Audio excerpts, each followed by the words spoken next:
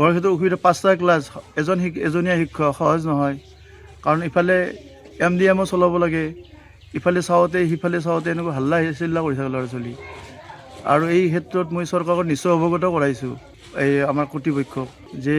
তেওঁলোকে নিশ্চয়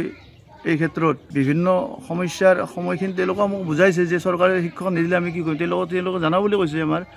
BO ছাৰেও কৈছে বা DMC ছাৰেও কৈছে বা আমাৰ যিবিলাক কৰ্তৃপক্ষ আছে তেওঁলোকেও জনাইছে অকলে মই পঢ়াই আছোঁ ইফালে মই BLO সেই ক্ষেত্ৰত বিভিন্ন মোৰ অসুবিধা 5টা ক্লাছৰ সহজ নহয়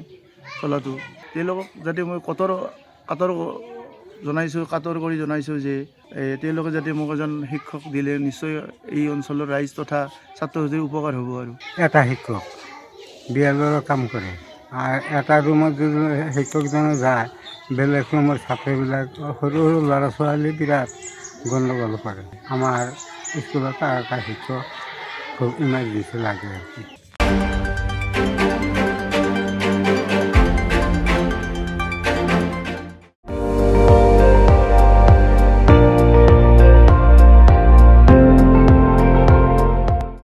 আপুনি চাই আছে ND24